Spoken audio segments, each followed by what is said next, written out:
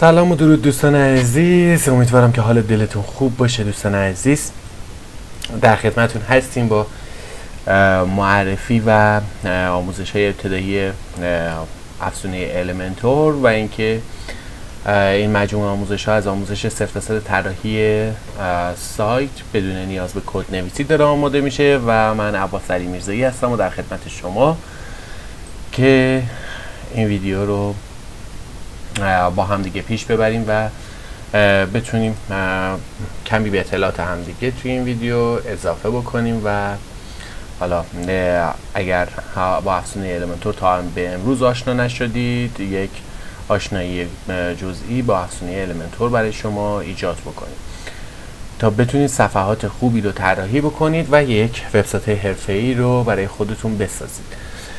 خب دوستان عزیز، ما در جلسه قبلی اومدیم و المنتور رو نصب کردیم و حالا اسم اون آموزشی که المنتور داخلش نصب شد آموزش نصب بروزرسانی و بروزرسانی افزونه ها و قالب ها و بروزرسانی خود وردپرس، هم از طریق سی پنل و هم از طریق خود محیط وردپرس بود.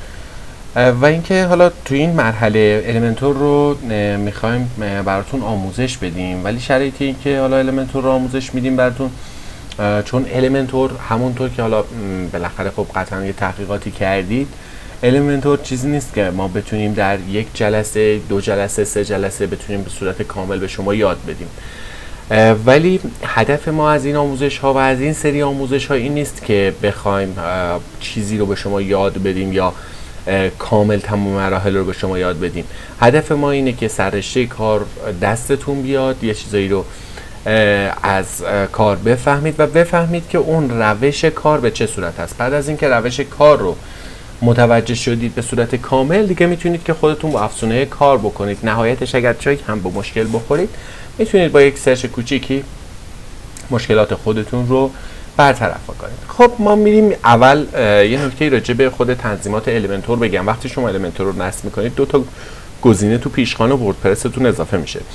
یک خود المنتور هست و قالب های المنتور هست. حالا ما اول المنتور رو راجبش خدمتتون بگم. ببینید، برای کسانی که تازه وارد هستن نیازی نیست که حالا شما حتما بیاید و تمام این تنظیمات رو بلد باشید. اصلا میتونید توی این بخش وارد نشید و وارد نشدنتون توی این بخش هیچ تأثیری در کار شما نداره. یعنی این تنظیمات تنظیماتی هستند که حالا به صورت پیش‌فرض جوری تنظیم شده که شما بدون اینکه بخواید به تنظیمات دست بزنید بتونید کار خودتون رو شروع بکنید و حالا توی طراحی از المنتور استفاده بکنید. ولی یه توضیحات کلی راجع به بخش‌های متفاوت المنتور میدیم. بخش خانه که مشخصاً همونطور که خودتون هم باید بدونید یک اطلاعات کلی راجع به المنتور رو بهتون میده. یک بخش داریم اسم بخش تنظیمات. تنها چیزی که توی این بخش تنظیمات به درد شما میخوره توی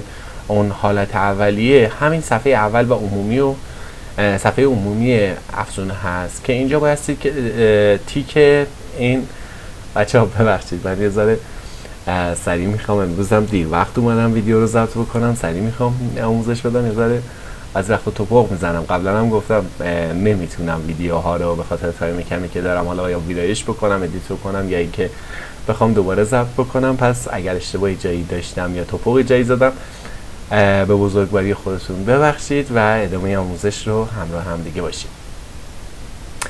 انواع نوشته ها رو میگه من چه نوشته هایی رو اجازه داریم که با المنتور روش تغییرات ایجاد بکنیم و ویرایشش بکنیم. میگیم هم نوشته ها، برگه ها و محصولات همه رو میتونیم داشته باشیم و ذخیره بکنیم. در حالت پیش‌فرض محصولات غیر فعال هست و باید خودتون فعال بکنید.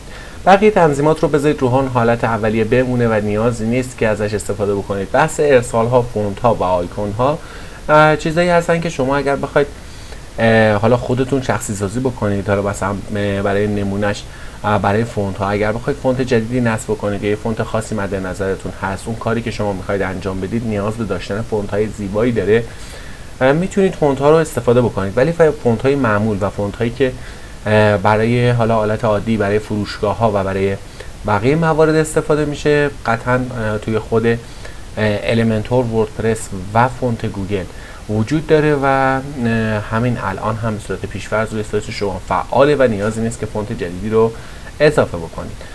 بحث کدهای سفارشی هم که ما چون قرار نیست کد نویسی انجام بدیم، پس اون بخش رو هم میذاریمش کنار. یه بحث مدیریت نقش ها داریم. حالا این شاید به دردتون بخوره بخوایم توضیح بدیم. چند تا نقش رو اینجا نشون میده: مشتری، مشترک، مشارکت کننده، نویسنده، ویرایشگر و مدیر فروشگاه. کسی که به عنوان مدیر کل یا ادمینستور هست که به تمام بخش ها دسترسی خواهد داشت و هیچ موردی وجود نداره که حالا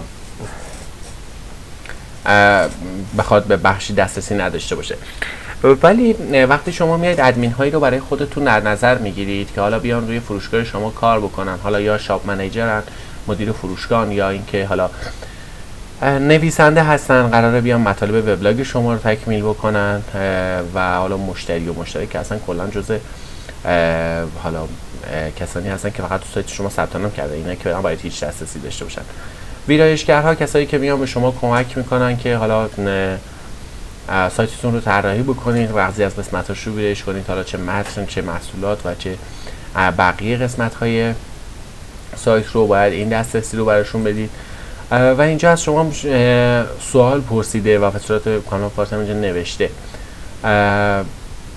میگه که شما اینجا مشخص بکنید کدوم یکی از این نقش ها و کاربرانی که این نقش ها رو بهشون میدید میتونن به المنتور دسترسی داشته باشن. رو حالت پیش‌فرض من پیشنهادم این هست که حالا بخش المنتور رو برای نویسنده ها، ویرایشگرها و مدیر فروشگاه شما آزاد بذارید. ولی خب خودم چون شخصا این سایت رو برای آموزش زدم و حالا نیازی به این موارد نداریم، هیچ کاری نمی کنم و این بخش رو ازش میگذرم. یه مدیریت عناصر داریم یا مدیریت عنصر که حالا این بخش رو میذارم برای توضیح آخر. بس ابزارها، اون ابزارها و امکاناتی رو هست که المنتور در اختیار شما قرار میده برای زمانی که حالا دامنتون رو میخواید عوض بکنید. این ابزارهای مهمی هستند، ولی فعلا برای این که حالا برای عزیزانی که اطلاعات کمی دارن توی این زمینه اصلا استفاده از اون بخش رو من پیشنهاد نمیدم. مثلا پیشنهاد میدم شما اون بخش رو باز نکنید، به دردتون نمیخوره و احتمال داره که باعث اختلال در سایتتون بشه و یه مشکلاتی هم براتون به وجود بیاره. بچه‌ها ببخشید من این نفسای عمیق میکشم، از صبح امروز درگیر بودم، یعنی الان از صبح درگیر بودم، الان اینو بکشم کنار میبینید که ساعت 11:30 شبه و دارم این ویدیو رو براتون ضبط میکنم. یکی از دلایلی که میگم نمیتونم ویدیو رو دوباره تکرار کنم دقیقاً همینه ها، و دقیقاً تو اون اوج خستگی آخر کار حالا نسبت به اون علاقه‌ای که دارم و دوست داشتم یک آموزشی هم برای خودم داشته باشم، این آموزش ها رو دارم ضبط میکنم. اطلاعات سیستم و دریافت راهنمایی رو باهاش کاری نداریم. اطلاعات سیستم که اصلا کلا از اسمش مشخصه چیه. دریافت راهنمایی هم وارد بحث سایت خود المنتور میشه و حالا میتونه خیلی آموزش‌های خوبی رو در این بخش پیدا بکنید، ولی خب متاسفانه زبانش انگلیسی. البته میتونید از مترجم مرورگرتون هم استفاده کنید اگر زبان انگلیسیتون هم خوب باشه که فوق العاده است. افزودنی ها در این بخش، افزودنی ها یه تعدادی از افزونه هایی رو اینجا به نمایش میذاره که با المنتور همخوانی داره و شما میتونید از این افزونه ها استفاده بکنید و البته فقط اینجا میتونید اطلاعاتش رو ببینید. حالا من اینو ترجمه‌اش رو بزنم. کلا فقط این ستای ردیف اول و یکی از اینجا جزء افزونه‌های رایگان هستن و بقیه افزونه‌های بیمه، حق بیمه که میزنه منظور اشتراکیه، یعنی باید هزینه‌اش رو پرداخت بکنید. حالا به صورت اشتراکی 1 ماه، 2 ماه و 6 ماه و سالیانه میتونید تهیهش بکنید، یا این افزونه ها رو میتونید با این افزونه ها هم همونجوری با صورت خریداری شدن که میتونید خرید بزنید، ولی اینها رو هم حالا زده با 10% تخفیف، 20% تخفیف دارن به فروش میذارن. البته که این به درد ما نمیخوره، چون این محصولات رو اگر وارد بشید میبینید که به صورت دلاری دارن میفروشن و توی ایران ما نه دسترسی به پرداختشون رو داریم به صورت درست حسابی میتونیم پرداخت بکنیم. کلی باید دور بزنیم این محیط رو تا بخوایم پرداختش بکنیم.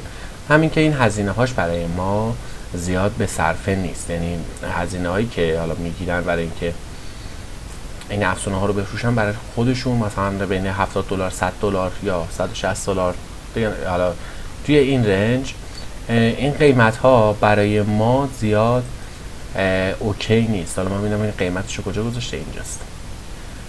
ببینید الان داره نشون میده دیگه، میگه که شما برای حالا اشتراکی که میخوای تهیه بکنید، یه اشتراک الان این پروژه یک ساله برای یه پروژه یک ساله باید $199 بدید. حالا اگر بخواید گزینه هایی هم حالا امکاناتی رو هم بهش اضافه بکنید، باید تک تک این هزینه ها رو بابتش پرداخت بکنید که برای ما چیز به صرفه‌ای نیست. پس در نتیجه ما نمیایم و این افزونه، حتی ببینید تا $1000 هم این افزونه ها رو دارن میفروشن. این افزونه ها قابل فروشه، پس در نتیجه به درد ما نمیخوره. و این افزونه‌ای که من حالا باز کردم، برای چی باز کردم؟ چون این افزونه جت پلاگینز یکی از فوق‌العاده ترین افزونه هایی که من برای وردپرس تا الان دیدم و کلی امکانات داره که میتونه تو زمینه طراحی برای المنتور ازش استفاده بشه و خیلی کار خودتون رو راحت تر بکنه. برای همین منظور این افزونه ها رو هر کدومو که خواستید میتونید تو گوگل سرچ بکنید و از طریق سایت های ایرانی تهیه بکنید، ولی حواستون باشه از سایت های معتبری تهیه بکنید که پشتیبانی خوبی دارن، چون اگر کوچکترین مشکلی توی افزونه‌تون وجود داشته باشه، بعدها باعث این میشه که سایتتون مشکل بخوره، خرابیایی به وجود بیاد، آپدیت براش نیاد و کلی دردسرهای دیگه براتون درست بکنه. چون یه افزونه‌ای که شما میگید اگر آپدیتش نیاد تو ورژن‌های بعدی وردپرس قبولش نمیکنه، بعد شما کلی طراحی با اون افزونه کردید یا کلی کار با اون افزونه انجام دادید و بعد یا مجبورید همه اونها رو دوباره از صفر با یک افزونه دیگه طراحی بکنید، یا اینکه کامل طراحیتون رو بیخیال بشید و برگردید به حالت صفر. به خاطر این میگم از سایت های معتبر خریداری بکنید، از جاهای معتبر خریداری بکنید. حتما برای خرید افزونه ها به قیمت هم توجه نکنید. یه جایی هست قیمتش خیلی مناسبه، خیلی ارزونه و پشتیبانی خوبی داره، یه جا هست قیمتش بالاست ولی پشتیبانی اصلا خوبی نداره و کیفیت افزونش هم خوب نیست. پس قیمت ملاک انتخاب شما نیست و برای انتخاب حتما اون اعتبار شرکت مهمه. یه جایی هم هست نه و یه شرکت معتبره ولی قیمتش از جای دیگه بالاتره، باز ترجیحاً 50 تومن، 100 تومن، 200 تومن اگر قیمت بیشتری رو بابتش پرداخت بکنید، خیالتون از این که اون افزونه حالا کیفیت بالاتری داشته باشه راحته و میتونید با خیال راحت ازش استفاده بکنید. بخش ابزارها رو که توضیح داده بودم، من یه مدیریت عناصر از اینجا مونده که باید براتون توضیح بدم.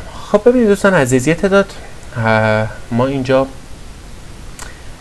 حالا خدمت شما عرض بکنم عنصر یا یه تعداد ویژگی داریم برای خود المنتور که هر کدومش برای یک موضوع هست. یکیش مال المنتور پرو، یکیش مال المنتور، بعضیاشون برای خود وردپرس هم. و توجه داشته باشید اینا فعال و غیر فعال کردنشون نه اینکه بخواد سایتتون رو دچار اختلال بکنه، این فقط برای المنتور هست. یعنی المنتور و ویژگی‌های المنتوره که اینجا فعال و غیر فعال میشه. شما برای اول کار نیازی نیست که اینجا کاری داشته باشید. اول طراحیتون خودتون رو انجام بدید. بعد از اینکه کامل تمام طراحیتون رو انجام دادید، طراحیتون به پایان رسید، وارد این بخش عناصر بشید. روی اسکن استفاده از عناصر بزنید، ببینید چند بار از این به عناصر استفاده کردید. از اون تا اون قسمتی که استفاده کردید که اوکی، مثلا تا اینجا مثلا از هر کدوم 20 بار 10 بار اینا استفاده کردید، اینا رو هم هر کدوم یک بار استفاده کردید، از اینجا به پایین دیگه صفره. اونایی که صفره رو کامل غیر فعال بکنه که هم بتونه باعث افزایش سرعت سایتتون بشه و همین که حالا توی بازدیدها و ورودهای کاربران سرعت سایتتون بالاتر بره، هم از اون ور از منابع سرور کمتری برای این کار استفاده بشه. خب دوستان تو تنظیمات تقریبا حالا اون توضیحاتی که باید میدادم رو خدمتتون عرض کردم. ما وارد یه بخش دیگه هست که به اسم قالب هاست. وارد بخش قالب ها میشیم. توی وارد بحث قالب ها یه تعداد هم گزینه ها رو میخوام توضیح بدم و هم یکی دو نمونه پروژه تستی با هم قرار انجام بدیم، ولی قبلش میخوام وارد یک برگه ها بشم و یه چیزی رو اینجا بهتون نشون بدم. ببینید دوستان، شما وقتی حالا المنتور رو نیاز نیست فقط از این بخش استفاده کنید. یه زمانی هست شما وارد برگه هاتون یا نوشته هاتون یا حالا محصولاتتون میشید، بیشتر توی برگه ها از این روش استفاده میشه دیگه، از المنتور استفاده میشه. وارد میشید و میخواید که حالا مثلا بعضی از برگه ها رو اونجوری که خودتون میخواید ویرایش بکنید و از طریق المنتور ویرایش کنید. ببین فقط حالا من یه بک بخوام بزنم، ببینید فقط تنها چیزی که از المنتور استفاده شده برای ویرایش همین لوگوی اصلی هست که من فقط یه لوگو اینجا دارم که با المنتور طراحی شده. ولی که حالا شما فکر کنید من میخوام این رو هم با المنتور ویرایش کنم. وقتی وارد این بخش میشیم میبینیم که یک متن انگلیسی رو آورده و یه تعداد اطلاعات رو. من نمیخوام این بخش به این صورت نمایش داده بشه و بخش اوکی هم هست و نیاز سیاست‌های مرجوعی نیاز هست برای ما، ولی من میخوام این بخش فقط و فقط با المنتور طراحی بشه. از سیاست‌های مرجوعی رو فقط اسمش رو میذارم، میمونه انتشارش رو میزنم. الان ما یه برگه داریم و فقط یک اسم، برگه‌ای که هیچ اطلاعاتی نداره و کاملا خالیه. اگر واردش بشیم میبینیم که هیچ اطلاعاتی داخل این برگه وجود نداره. میایم ویرایش با المنتور رو میزنیم، این فضا رو تغییر میده به حالا المنتور و شما رو وارد ویرایشگر المنتور میکنه. من این فضا رو توضیح میدم و بعد از اینکه این فضا رو توضیح دادم وارد بخش قالب ها میشیم. اونجا توضیحات قالب ها رو و منوهاش رو میدم و یک پروژه تستی میزنم باهاتون دوستان عزیز که حالا ببینید به چه صورت هست و کلی امکانات هم داره این کار و اون از بخش قالب که میایم امکانات المنتور رو هم کامل اونجا بهتون نمایش میدم. ولی اینجا فقط میخوام بهتون نمایش بدم که چجوری از این صفحات از این بخش ها استفاده بکنید. اینا همون عناصری هست که اونور بهتون نشون دادم و فعال بود. از این عناصر چجوری استفاده بکنیم، یک صفحه رو طراحی بکنیم. اولا ما دو مدل چیدمان میتونیم داشته باشیم و این دو مدل اینجوری نیست که فقط وقتی یک بار انتخاب میکنیم تموم بشه. ما میتونیم یک بار مثلا یک کادری رو انتخاب بکنیم و باز یک کادر دیگه هم زیرش باز بکنیم و بی نهایت کادر رو میتونیم اینجوری باز بکنیم. البته بی نهایت که میگم نمیتونید، استانداردش باید نهایتا دیگه 7 تا 8 تا کادر بیشتر باز نکنید که 7 تا 8 هم زیاده. 4 تا 5 تا 6 تا نهایت باز کنید، طراحی بکنید و اون صفحه اصلیتون رو بسازید یا حالا هر صفحه‌ای که نیاز دارید. تو بعضی مواقع کمتر از 5 تا استفاده میشه، ولی میتونید حالا تا نهایتا 7 8 تا رو من اون چیزی که سابقه خودم داره میگه و من استفاده کردم تا 7 8 تا زیاد مشکلی پیش نمیاد، ولی بالاتر از اون سرعت سایت رو به شدت پایین میاره و پایین اومدن سرعت سایت یعنی که شما تو گوگل بازدید خوبی نخواهید گرفت، صفحاتتون تو رتبه خوبی نمیگیره و در نتیجه بازدید کننده خوبی ندارید، مشتری خوبی ندارید و وقتی سایتی هم که مشتری نداشته باشه محکوم به نابودی است. پس در نتیجه روی این موضوع توجه بکنید. طراحی های کم و زیبا شکل، این باعث جذب مشتری بیشتر میشه. خب ببینید شما میاد اینجا میتونید از حالا دو مدل چیدمان استفاده کنید، شبکه‌ای یا فلکس باکس. اگر توی فلکس باکس کلیک بکنید ببینید که انواع چیدمان ها رو براتون داره. حالا اگر مثلا یک کادری بالا میخواید بچینید میتونید از اون استفاده بکنید. این ساختار رو هم باز این برداریم ما. من حالا یکیشو انتخاب میکنم، میخوام فقط یه دونه مثلا یه ویژگی براش بیارم. شما فکر کنید برای صفحه اصلی من میخوام طراحی بکنم، طراحی انجام بدم، من میخوام این بالا یه دونه مثلا یک کاری رو انجام بدم. به فرض مثال یک چند تا تصویر اینجا بذارم یا تبلیغات اینجا بذارم که به صورت رندوم اینجوری جابجا بشن. حالا اون تبلیغات میتونه تبلیغات سایت‌های دیگه باشه، تبلیغات سایت خودم باشه، تبلیغ محصولات هم باشه یا دسته‌بندی‌های خودم. تفاوتی نداره، هر چیزی که دوست دارم میتونم اینجا قرار بدم. اول که شما وقتی میارید این بخش رو باز میکنید یه صفحه‌ای رو باش مواجهید که میگه ویرایشگر کانتینر شما یا این کادر شما میتونید اینجا حالا ابعادش رو تغییر بدید و حالا ابعادش رو بزرگ و کوچیک بکنید. از این ور میتونید حالا ارتفاعش رو تنظیم بکنید، بزرگ و کوچیک بکنید. و اینکه حالا ارتفاع هر اندازه‌ای که بخواید. من چون میخوام بالا کاور بذارم، میخوام یه مقدار حالت بزرگتری داشته باشه. میتونید بگید حالا این چیدمان ها از کدوم سمت باشه، افقی باشه یا عمودی باشه یا حالا معکوس شده یا ستون معکوس شده. چیدمان ها اینا رو که درست کردید، یه تعداد تنظیمات اضافه هم اینجا دارید که من اینا رو اصلا کلا تغییر نمیدم. استایلش رو میتونید تغییر بدید، نوع پس زمینه‌اش رو تغییر بدید، بعد روکش پس زمینه رو میتونید تغییر بدید، حاشیه هاش رو میتونید تعیین بکنید که از بغل چقدر حاشیه داشته باشه از هر 4 طرف و کلی موارد دیگر رو میتونید اینجا تغییرات توش ایجاد بکنید. این هم تنظیمات پیشرفته است که باز حاشیه خارجی، فاصله داخلی و بقیه موارد رو میتونید داخلش تنظیم بکنید.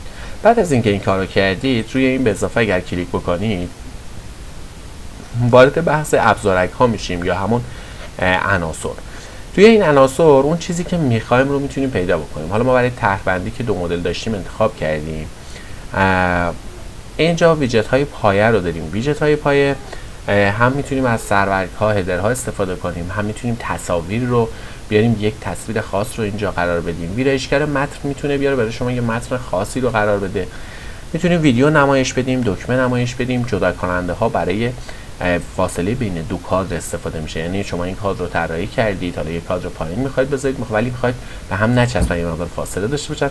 اینجا یک کادری رو از همین کانتینرها باز میکنید، ابعادش رو خیلی نازک میکنید و از جدا کننده براش استفاده میکنید. نقشه گوگل رو میتونید براش استفاده بکنید.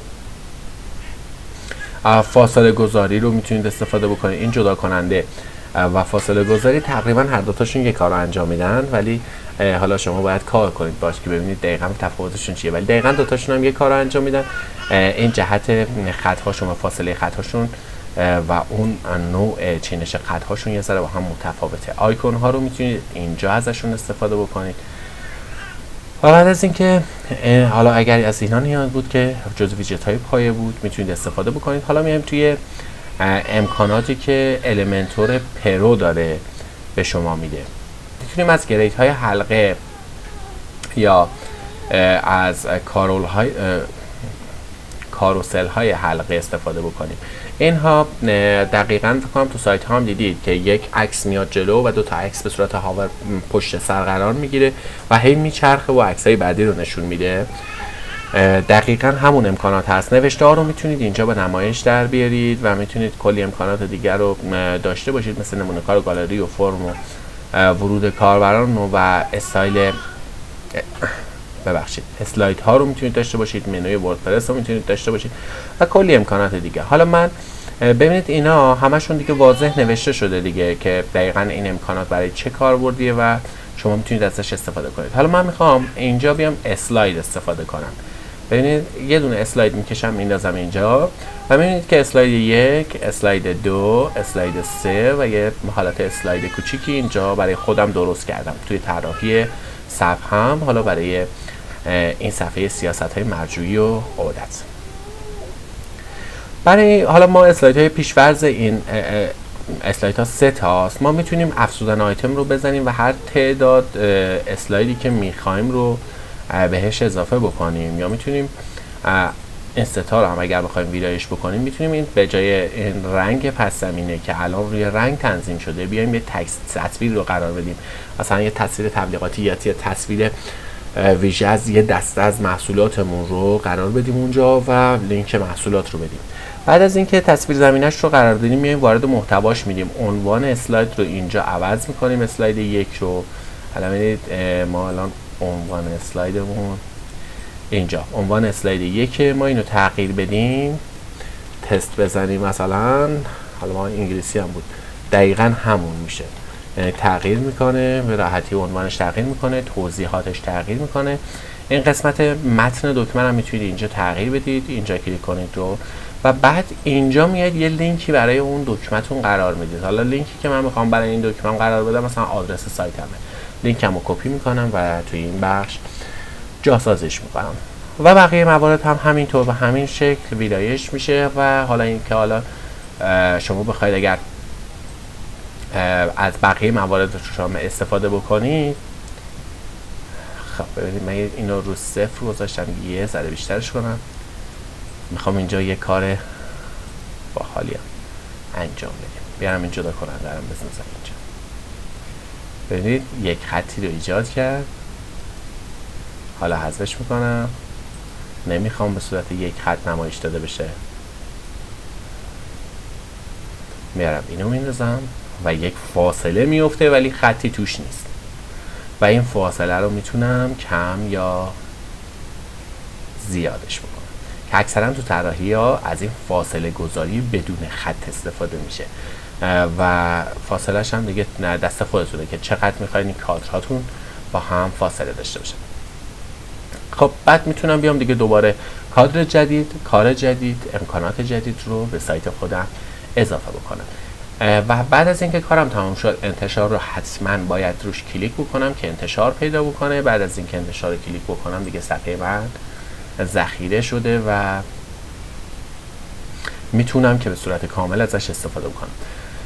حالا ما برمیگردیم توی صفحه برگه های بروز رسانی میزنیم چون دوتا بک زدیم، سیاست های مرجوعی و عودت.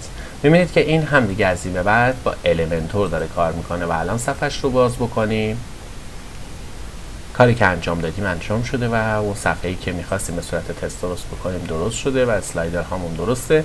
ما فقط برای اسلاید اول لینک گذاشتیم. وقتی روی این گزینه کلیک بکنیم وارد صفحه اصلی سایتمون میشه. خب من یه توضیحی راجع به اون محیط دادم و اینکه چجوری شما برگه و نوشته ها رو مستقیما از داخل خود برگه و نوشته ها ویرایش کنید. ولی کار اصلی که ما برای طراحی اصلیمون انجام میدیم توی بخش قالب های ماست.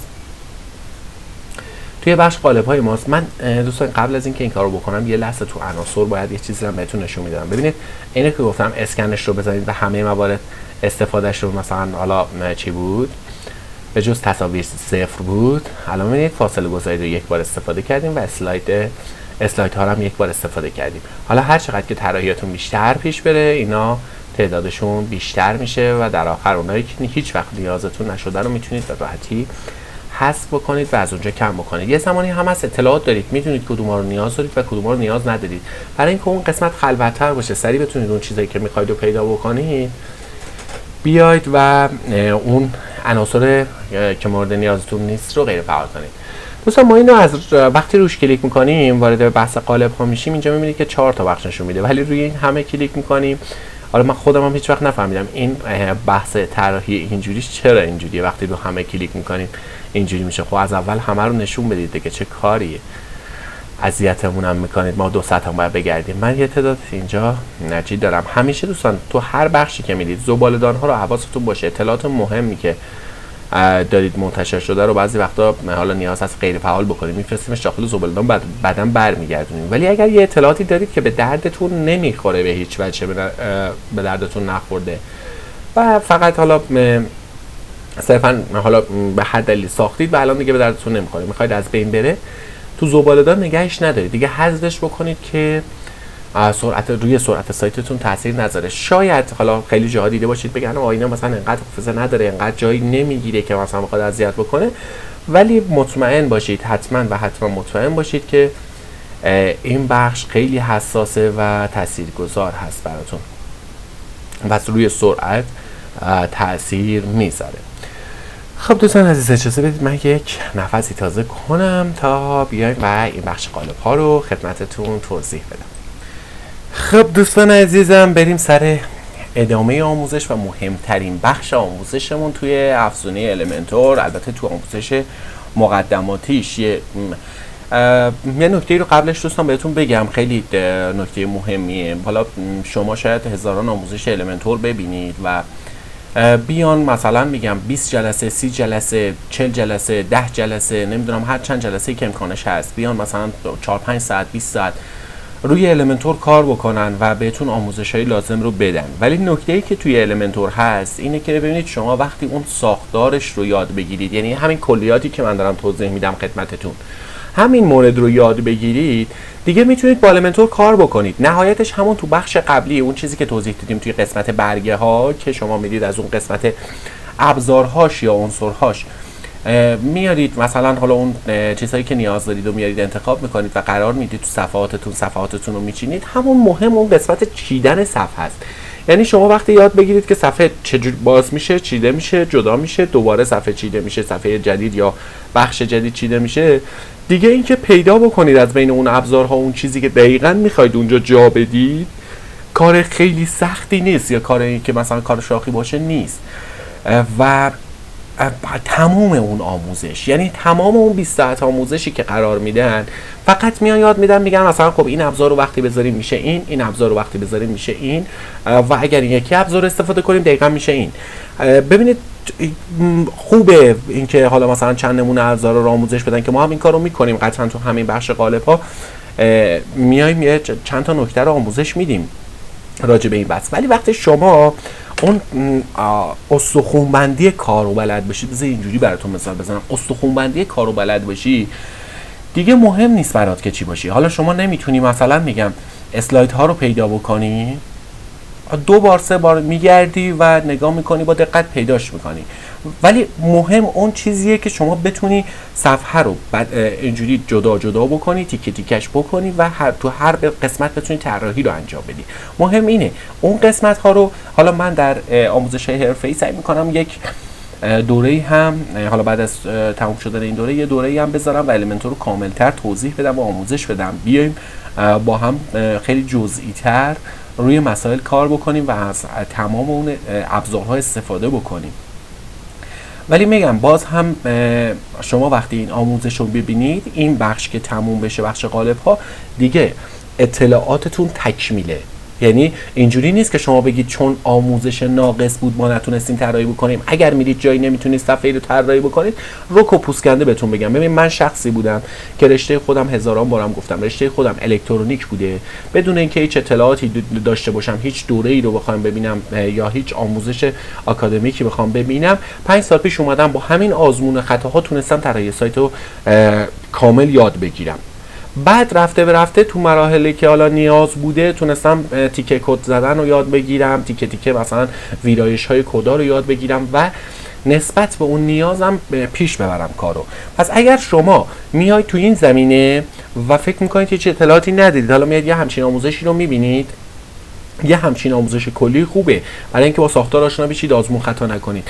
ولی اینکه بخواید مثلا میگم بعد از این آموزش بگید چون این قسمتش ناقص بود من نتونستم این کار رو انجام بدم، هر جا رفتید توی هر بخشی از سایت بعد از تموم شدن این آموزش و نتونستید کاری رو انجام بدید، مطمئن باشید دوستان عزیز که شما یه مشکلی توی کار خودتون وجود داره.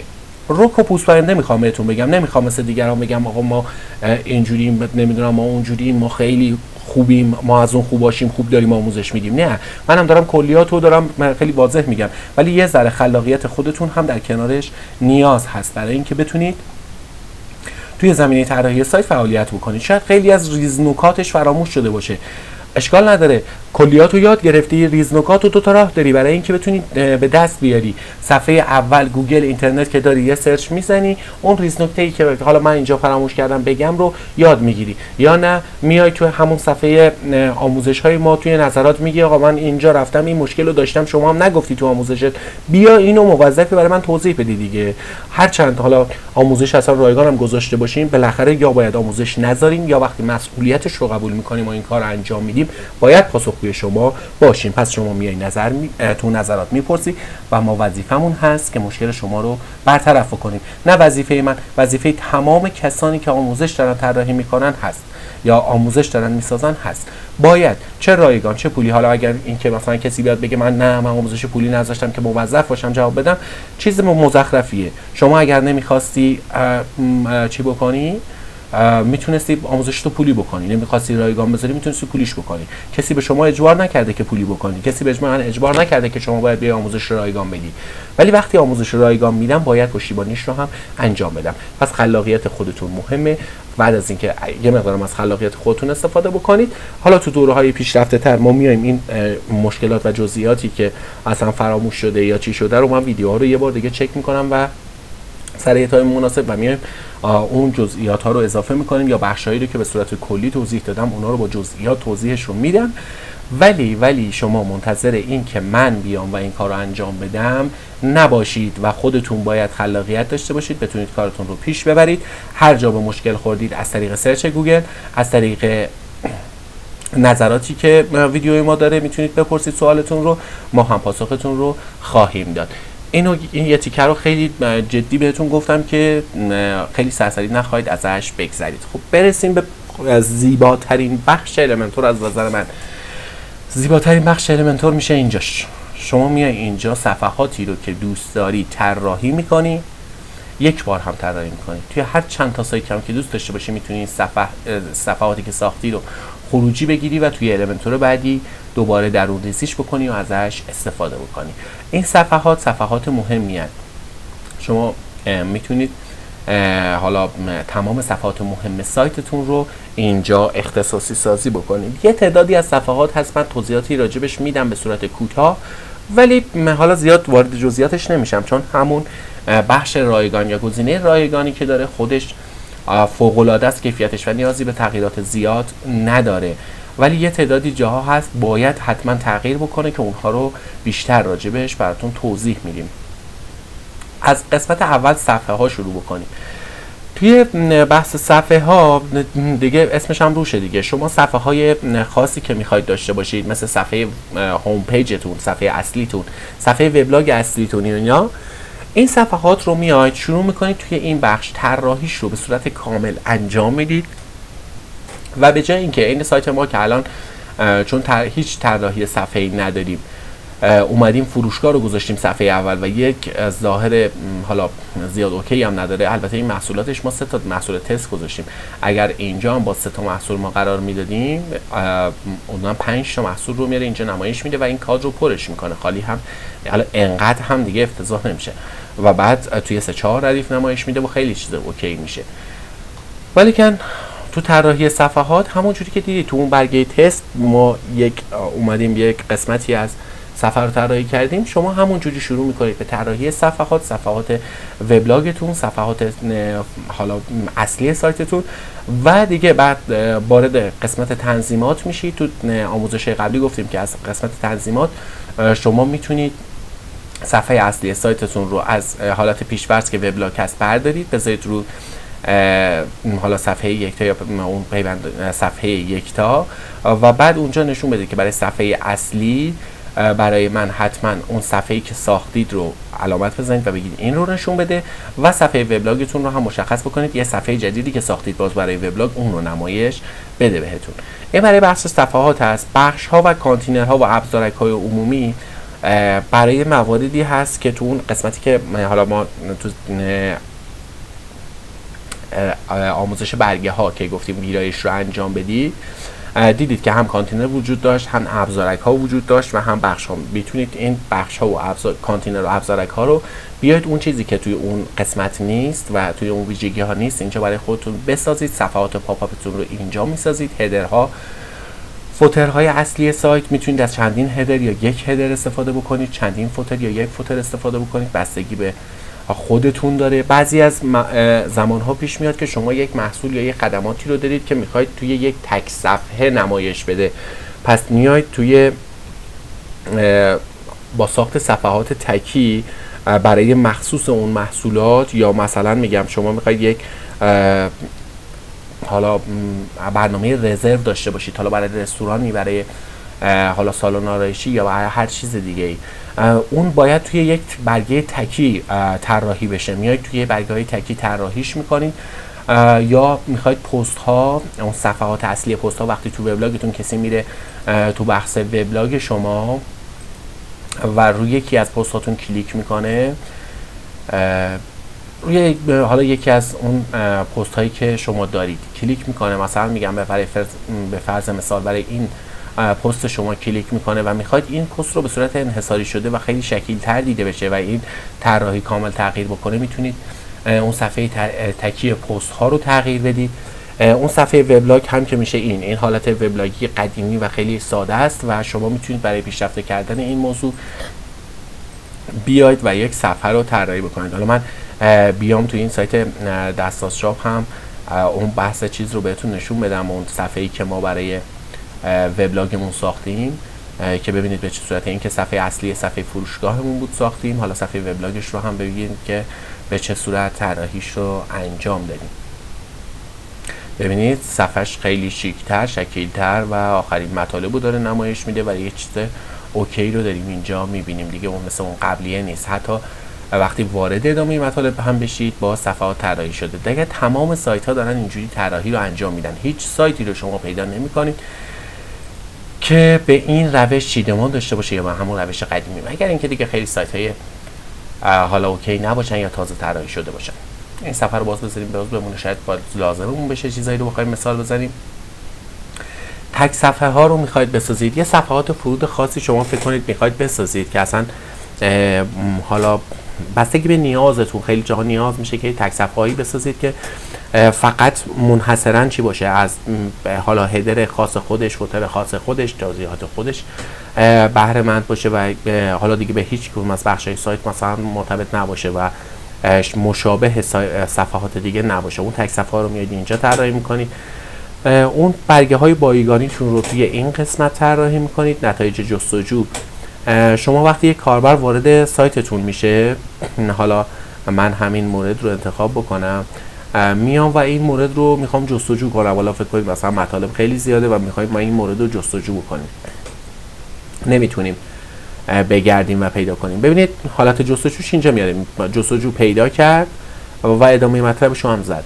شاید این چیز خیلی جالبی نباشه برای شما عزیزانی که میخواید ازش استفاده کنید، بخواید این رو هم طراحی بکنید، میتونید از این قسمت نتایج جستجو یک صفحه بسازید که این صفحه کاملا تغییر بکنه و اون نتایج جستجویی که شما طراحی کردید ازش استفاده بکنید براش. خطای 404 ببینید پیش میاد همیشه برای حالا سایت ها که بعضی از صفحات و بعضی از پستاشون رو حذف میکنن یا لینکش رو، پیوند یکتاش رو عوض میکنن. این عوض شدن لینکش، خب شما وقتی یک صفحه رو ساختید، صفحه توی گوگل قرار میگیره، توی موتورهای جستجوی دیگه قرار میگیره، احتمال داره مثلا خیلی از کاربرا اینو کپی کنن برای دوستاشون بفرستن، خود شما تو تبلیغات ارسال کرده باشید برای دوستاتون این مطالب رو، لینکش رو. وقتی کاربر رو لینکش کلیک میکنه، شما لینکش رو تغییر دادید و بس مطلب پیدا نمیشه و یه ارور 404 میده. ارور 404 هایی که مال پیش‌فرض وردپرس هست، ارورای خیلی استانداردی نیستن.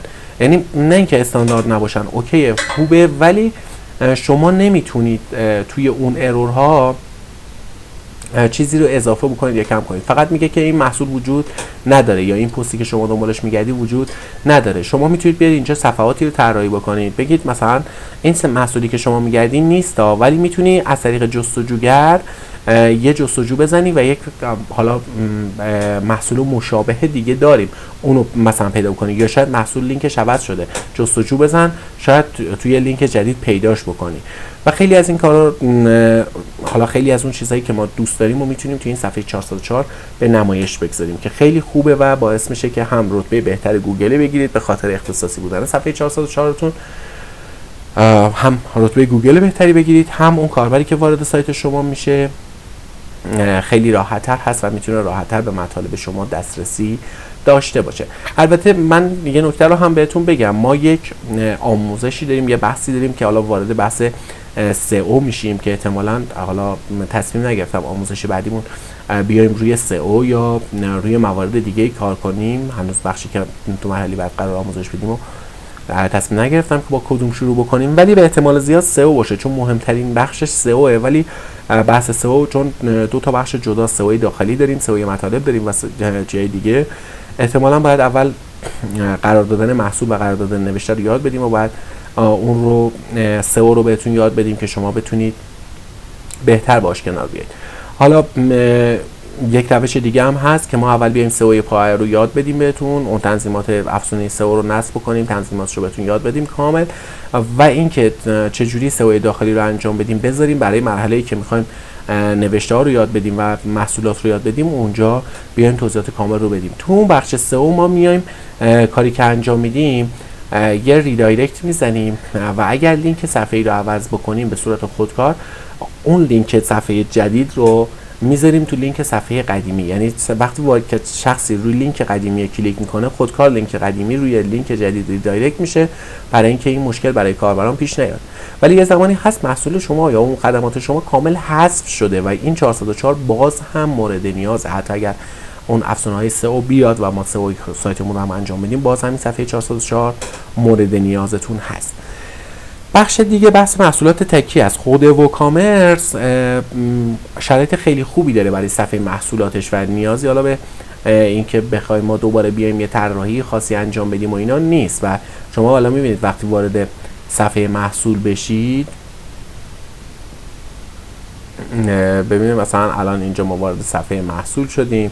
اینجا میبینیم که الان من اینجا خودم یک اشتباهی هم کردم، اومدم محصولات مرتبط رو قرار دادم توی این بخش که نباید محصولات مرتبط رو توی این بخش قرار میدادیم. البته این فکر کنم مال قالب هست و محصولات مرتبط با خودش آورده اینجا گذاشته.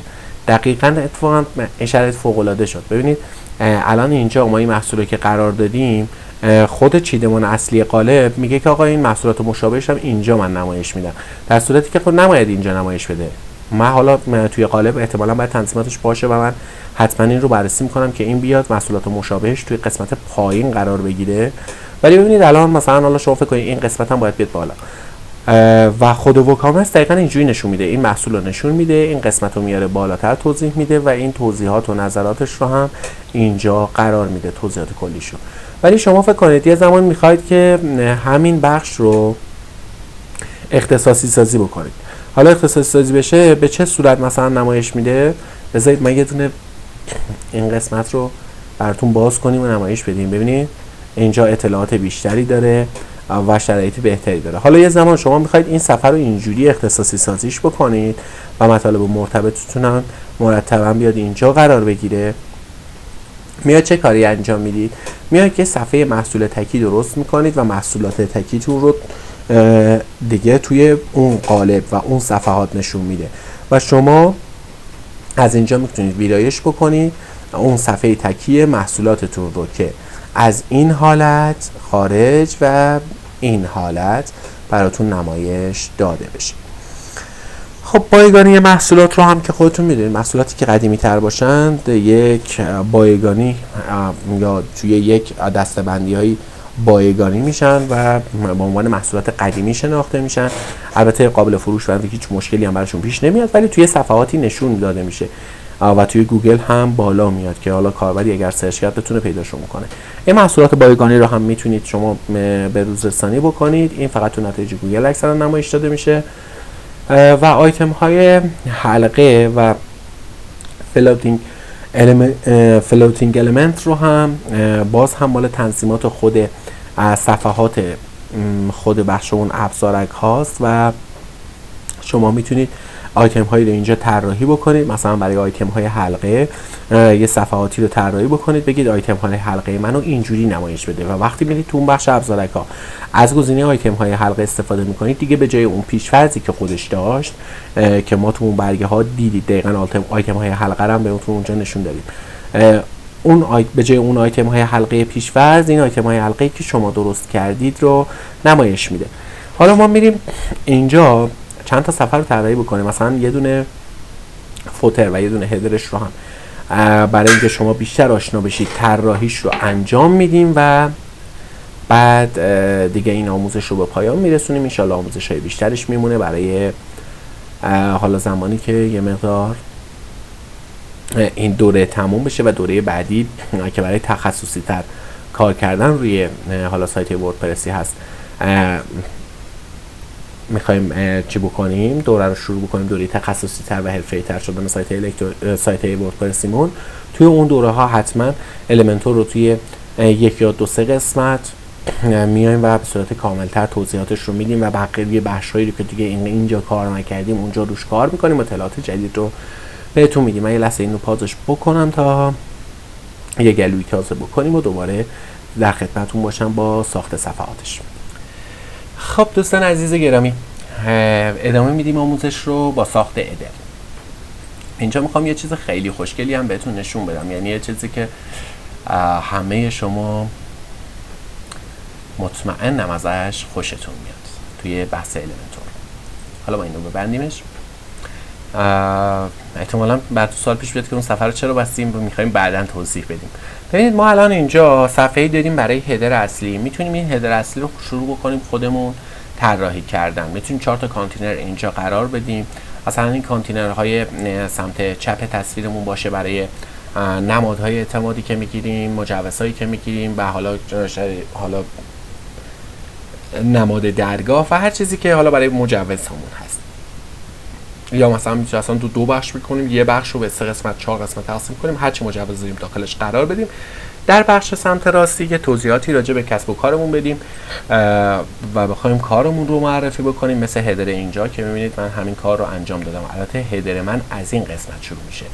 اول 5 تا بخش درست کردیم، اومدیم یه تعداد توضیحات رو دادیم، لینک های مفیدمون رو قرار دادیم، یک تبلیغی برای سایتمون رفتیم اینجا و بعد اومدیم در آخر اینجا باز 2 بخش درست کردیم، یه بخش توضیحات راجع به سایت، یه بخش هم مجوزهامون رو قرار دادیم و یه بخش برای تمامی حقوق برای سایت دسترسیاب محفوظ است قرار دادیم. اینو تو تمام سایت ها میذارن، یه چیز حالا تو پیش‌فرض این شناسنامه سایت، اما من خودم هم زیاد چیز اعتقادی بهش ندارم، اینم رفت رو اعصابم، حتما باید اینو درستش بکنم.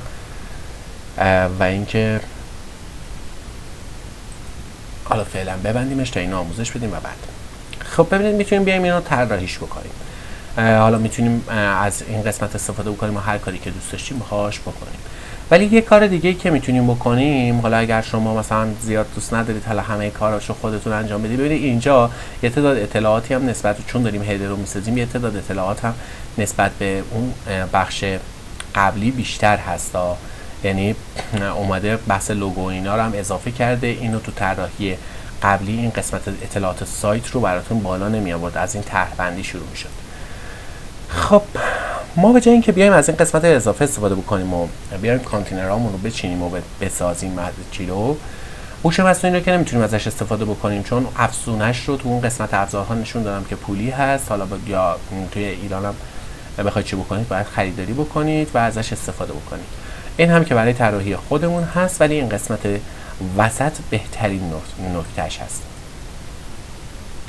ما برای ساخت هدر ببینید یه تعداد هدر پیش‌فرض خود المنتور اینجا داره، اون هدرهای پر کاربرد و پر مصرفی که بیشتر عزیزان ازش استفاده میکنن.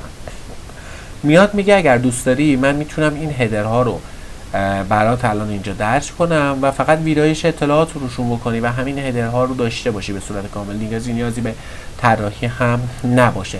به خصوص برای کسانی مثل من که من تو زمینه مثلا طراحی ظاهری هیچ وقت سلیقه خوبی نداشتم، یعنی شخصا هیچ وقت سلیقه خوبی نداشتم. همیشه کارایی که میکنم میگم مثلا دوستان یا آشنایان، حالا کسانی که اطرافم هستن یه نظری به من بدن و بگن چه جوری من درست کنم، من همون رو درست کنم، چون واقعا نمیتونم، یعنی از دستم نمیاد. ذهن من برای طراحی اصلا کار نمیکنه، نمیتونم بچینم و رنگ کار کنار هم. برای شخصی مثل من این موارد خیلی خوبه، میام یک چارچوبی رو دانلود میکنم، درج میکنم و فقط ویرایش اطلاعات رو توش انجام میدم.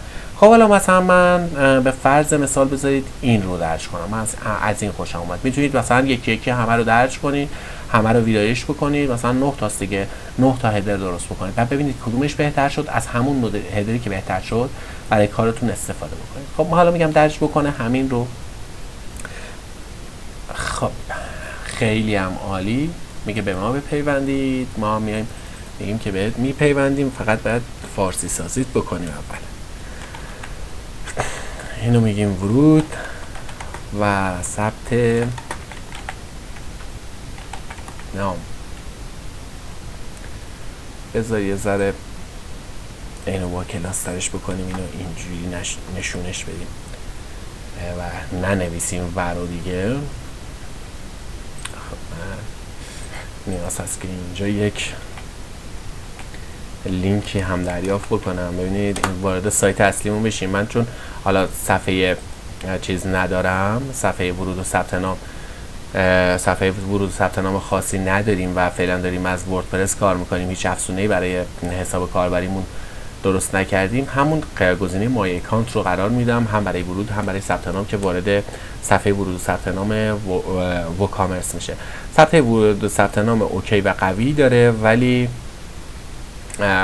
اون چیزی که حالا مد نظر من باشه نیست و شما میتونید حتما تو آموزش های بعدی ما رو دنبال بکنید تا من یک افزونه خوب هم معرفی بکنم برای ورود و ثبت نام، که بتونیم خیلی راحت با هم کار بکنیم و ورود و ثبت ناممون یه چیز یک قالب خیلی حرفه‌ای تر باشه.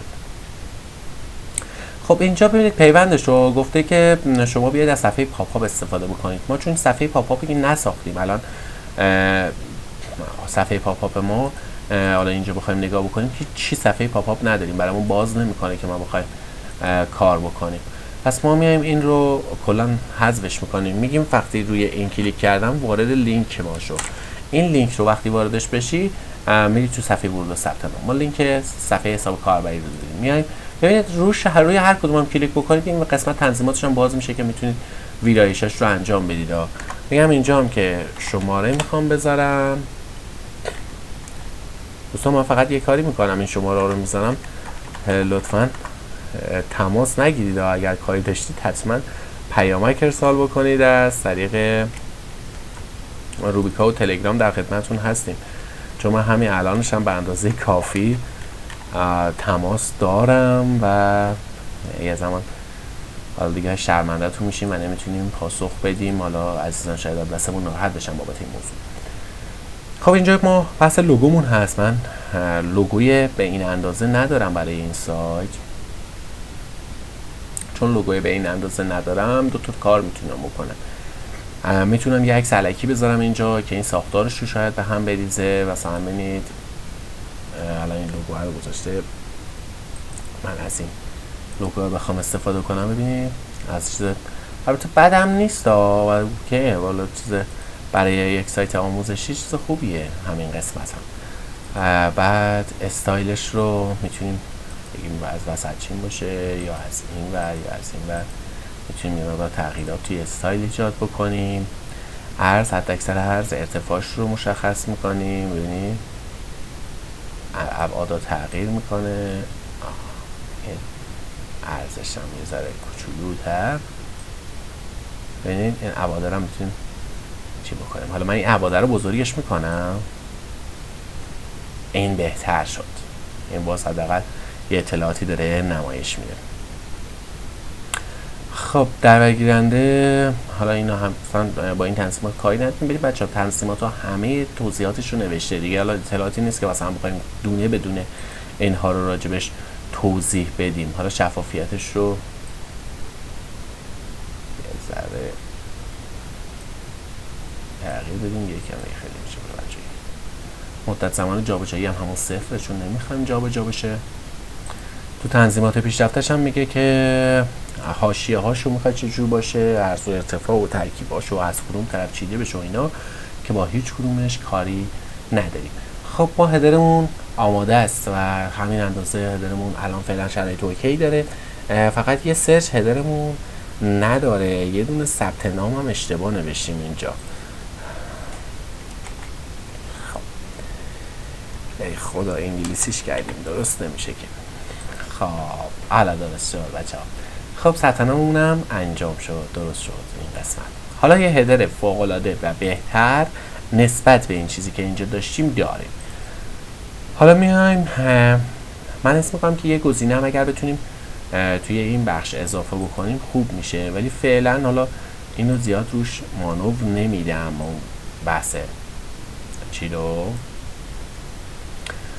این بحث رو به زیاد روش نمیخوام مانور بدم که حالا بخوام از موضوع شما تغییراتی روش ایجاد بکنم. وگرنه میتونیم الان توی این بخش یه قسمت سرچ هم اضافه بکنیم. حالا شما اگر دوست داشتید میتونید یه قسمت سرچ رو هم اینجا اضافه بکنید.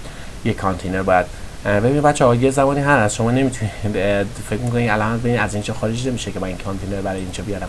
یه دونه کلک رشتی میزنید اینجا، یه صفحه باز می‌کنید روش می‌زنید بیاد تو این قسمت. بعد یه کانتینر میارید، به جای اینکه بذارید اونجا میذارید اینجا این قسمت بالا، و این قسمت بالا که کانتینر رو میذارید میتونید ازش دوباره استفاده بکنید. حالا من حذفش میکنم، این کانتینر هم رفت خیلی بالا قرار گرفت. کانتینر کوچیک ما میخواستیم.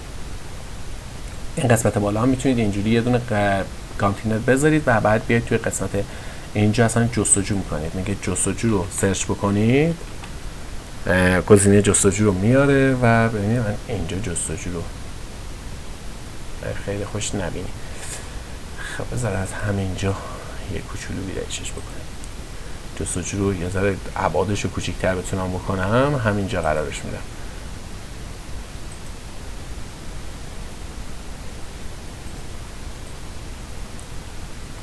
اندازه آیکونش رو کوچیک کن، مرده رو بزرگ کنه وطن. خب بسید حالا فعلا اینو ولش میکنیم، شما بعدا روش کار بکنید چی بکنید. این قطعا باید یه مقدار چی میشه، یه کانتینر بذارید اوکی میشه، ولی الان من بخوام اون رو دیگه چی بکنم یه ذره زمان میبره و همین الانش هم تایم ویدیومون 1 ساعت شده و تایم بالایی داره.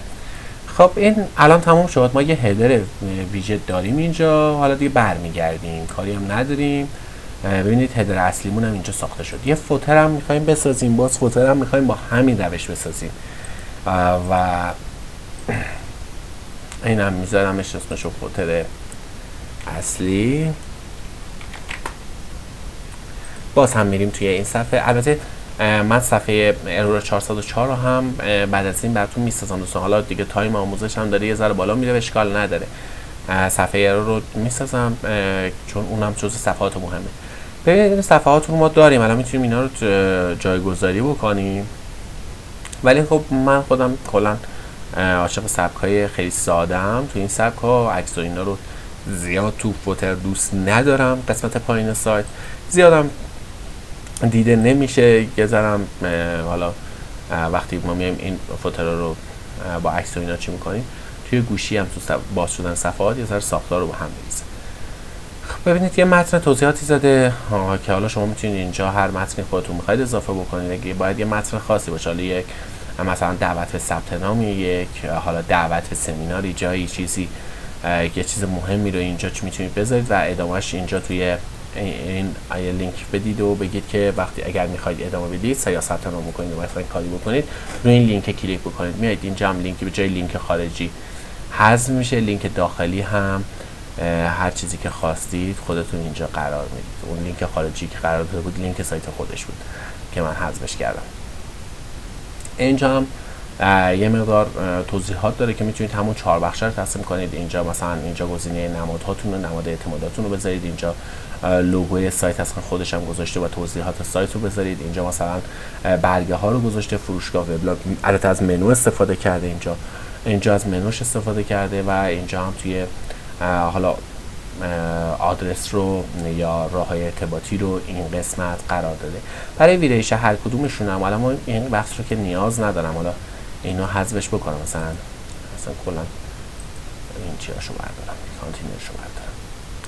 شبکه‌های اجتماعی هم که حالا ما فعلا سریم بمونه. شبکه‌های اجتماعی این بخش هم که میگه اگر می‌خوای با دوباره ابزار خاصی اضافه بکنی بیشتر از این اضافه کنی. این متن کپی رایتش هم آورده توی این قسمت گذاشته. من متن کپی رایت اینو محتواش نه زمان فعلی روی زمان قرار داده که ما میتونیم اینو برداریم و حالا تبدیل به متن میشه و می‌نویسیم که سایت آموزشی متن رو کامل بنویسیم دیگه.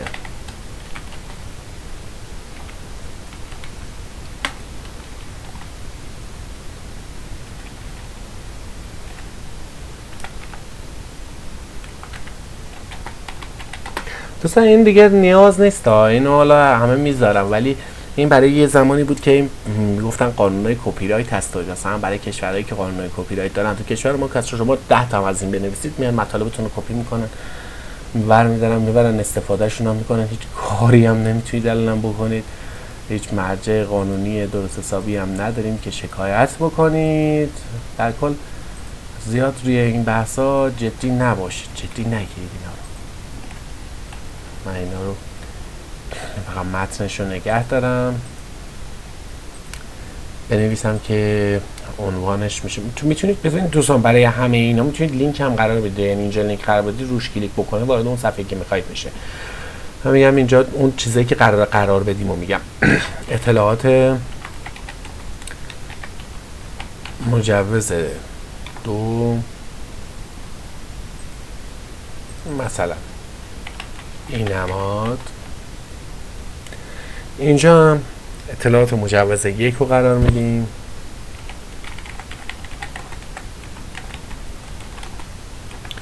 یک مثلا این آدرس و اینا رو قرار داده. من نمیخوام آدرس اینا رو قرار بدم، میام می‌نویسم که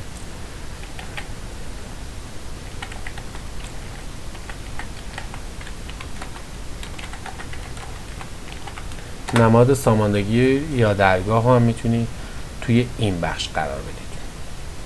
توی این بحث هم که خوبه، همون صفحه خوبه، چیز باحالیه. سایت اینجا هم که بیایم از این سایت خودمون یک متنی رو کپی کنیم. دوستان من فقط این ساختاره تغییر بکنه ها، وگرنه شما همه اینا رو باید خودتون هر چیزی که دوست دارید رو قرار بدید. لوگوی سایت هم که من باز همین هست، این متن استفاده میکنم. این چیدمانش هم باید ببریمش اونور، نه وسط بذاریمش. یه ذرم سایزشو بزرگ کن، چی اصلا چش آدم نمیبینه.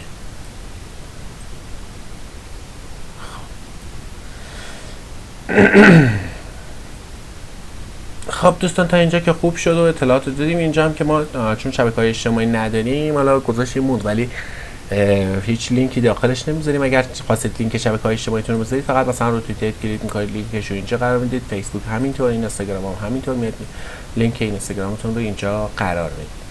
خب اینم فوتر اصلی ما، اینم ساخته شد و سیو اند کلاس و تمام. دوستان عزیز ما هم هدر ساختیم، هم فوتر ساختیم، هم با محیط المنتور آشنا شدیم و حالا تنها چیزی که الان مونده و جای بحث داره اون بحث صفحه 404 هست، ارور 404 که من حتما اون رو هم میرم خودم میسازم، ولی باز شما زحمت بکشید خودتون برید حالا این سفر هم چی بکنید، چون 1 ساعت و 6 دقیقه هم هست طول آموزش و یه ذره حالا شاید طولانی بشه. میرم اگر قالب آماده خوب داشته باشد برای این صفحه، ما حتما از اون قالب آماده سریع استفاده میکنیم. قالب آماده خوب هم دارد اتفاقا، مثل از یه قالب استفاده بکنیم که حالا سریعتر بتونیم شخصی سازیش بکنیم که این بخش رو هم ببینید. یه دونه قالب آماده استفاده کردیم، اون قالب آماده رو پیش‌فرض آورد 404 اروری که داره میاره. یه متنی مثلا زیرش مینویسیم که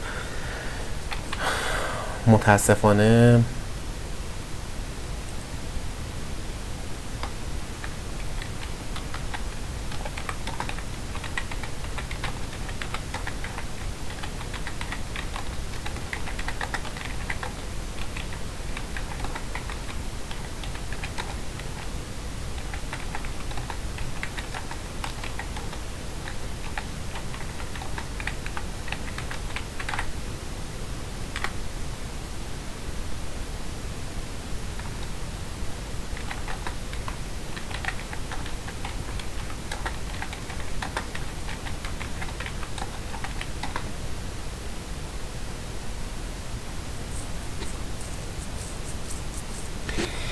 خب دوستان عزیز این هم میزنیم برگشت به صفحه اصلی. لینکش رو هم تغییر میدیم، یه لینک داخلش میذاریم که کسی کلیک کرد بیاد تو صفحه اصلیمون قرار بگیره. من میخوام توی این مطالب هم لینک قرار بدم، ببینید برای قرار دادن لینک توی این مطالب بیاد از این قسمت، از این علامت زنجیره استفاده بکنید. توی اینا هم لینک میخوام قرار بدم که هر جا کلیک کرد دیگه کاربر کلا وارد بشه تو صفحه اصلی سایت، یعنی از سایت خارج نشه، این کاربر رو یه جوری قفلش کنه تو سایت. حالا اگر رو 404 روی این مطلب و روی این مطلب هم کلیک بکنه همش فقط یک کار میکنه، برمیگردونه به صفحه اصلی سایتش رو. این رو هم انتشارش رو میزنیم و سیو اند کلاس.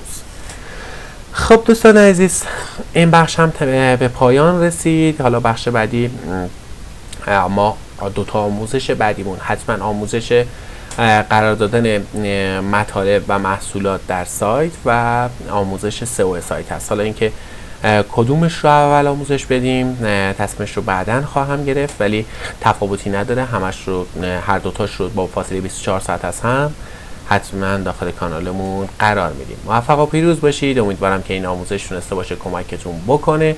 من تمام تلاشمو کردم در کمترین تایم ممکن، در کمترین زمانی که حالا توی کل اینترنت میتونید پیدا بکنید، این آموزش رو خدمت شما عزیزان ارائه بدم. حتما آموزش‌های قبلی رو هم ببینید، آموزش‌های قبلی و آموزش‌های بعدی. حتی اگر طراحی سایت رو کاملا بلد هم هستید، میتونید حالا یک حالت همفکری در نظر بگیرید و استفاده از تجربه دیگران و یک حالا اطلاعات کلی به دست بیارید و کوتاه‌ترین آموزش رو که حالا براتون ضبط شده برای طراحی سایت رو ببینید و ازش لذت ببرید. اگر نظری داشتید، موردی بود، حتما به من اعلام بکنید. اگر مشکلی دارم جایی در آموزش، دوستان عزیز، من نه مربی آموزشی ام، نه استادی ام، نه چیزی ام و حالا ویدیوهای آموزشی کلا من حالا ویدیوهای آموزشی در حد این که حالا برای کسان عزیزانی که قبلا سایت طراحی می‌کردیم یا ویدیو آموزشی هم براشون می‌گرفتیم کار کردم و هیچ تجربه‌ای تو این زمینه ندارم. اگر کم و کاسی بوده، توضیحات جایی ناقص بوده، ازتون معذرت میخوام. توی نظرات بهمون بگید، حتما اصلاح خواهیم کرد. موفق و پیروز باشید. شب و روزتون بخیر. خدا نگهدار تا جلسه بعدی.